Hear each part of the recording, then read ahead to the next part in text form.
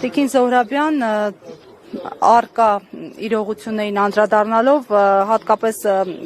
կցանկանայի անդրադառնայիք Եվրամիության բարձրաստիճան պաշտոնյայի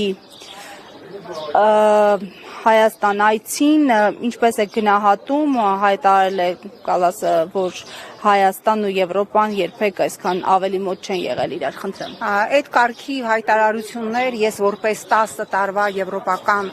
ինտեգրման հանձնաժողովի նախագահ լսել եմ 2008 թվականից, երբ որ յուրաքանչյուր անգամ եւ հատկապես ՍԵՊԱ-ից հետո 17 թվականից հետո մշտապես հայտարարվում էր, որ Հայաստանը եւ Եվրոպական միությունը երբևէ այսքան սերտ եւ այսքան մոտ չեն եղել եւ երբ որ մենք բացում ենք ՍԵՊԱ-ն, ապա տեսնում ենք, որ այս փուճուրիկ թղթի կտորները,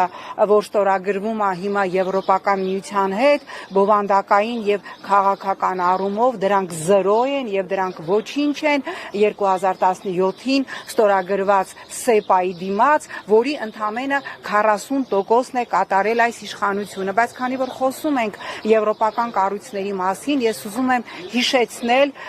ընդամենը օրեր առաջ ԵԱՀԿ խորհրդարանական վեհաժողովում տեղի ունեցած մի խայտառակության մասին, երբ հայկական պատվիրակության ԿՊ-ական անդամները ուշադրություն հայ մարդը կապ չունի պատգամավորա թե չէ, տվյալ դեպքում ԿՊ-ական պատգամավորները հրաժարվել են միանալ ԵԱՀԿ խորհրդարանական վեհաժողովում խորհրդարանական ընդդիմության ներկայացուցչի բանաձևում առաջարկին, որը դատապարտում էր Արցախի մշակութային ժառանգության ոչնչացումը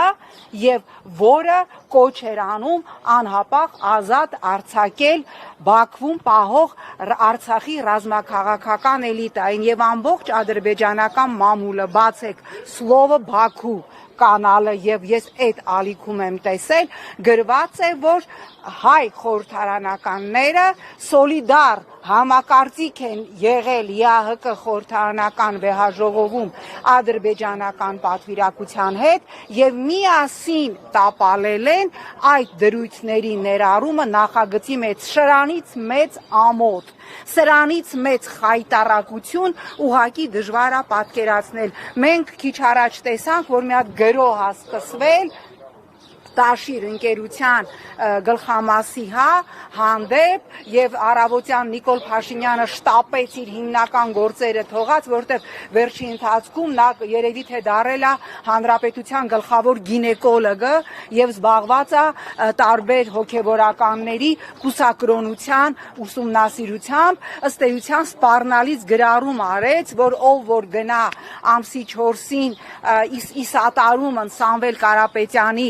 երթի աշխատանքից կհեռացվի, խոսքը հեծ աշխատողների մասին է, իսկ կազմակերպիչները կկալանավորվեն։ Հիմա եկեք մի թեթև պատկերացնենք, որ նման տերորային հայտարարություն աներ նախկին իշխանության որևէ ներկայացուցիչ, որևէ նախագահ, վարչապետ իր պաշտոնավարման ժամանակ 3 վայրկյան հետո Հայաստանի վզից կբռնեին ու դուրս կշպրտեին Եվրոպայի խորհրդից, ասելով, որ այս հայտարարությամբ դուք ոտնահարում եք մարդու իրավունքը ազատ կամ արտահայտությունը ցույցերի, երթերի մասնակցելու սահմանադրական իրավունքը, որը երաշխավորված է ինչպես Հայաստանի սահմանադրությամբ, այնպես էլ մարդու իրավունքների եվրոպական կոնվենցիայով, բայց ինչ ենք մենք տեսնում, մենք տեսնում ենք ոչ միայն քար լռություն միջազգային կառույցների կողմից, այլ տեսնում ենք սեփական կնոջ կողմից պարբերաբար ծեծ ուտող թուրտանք անցնի, տեսնում ենք սեփական կնոջ կողմից պարբերաբար չափալախ ուտող Ֆրանսիայի նախագահի խայտառակ աջակցությունը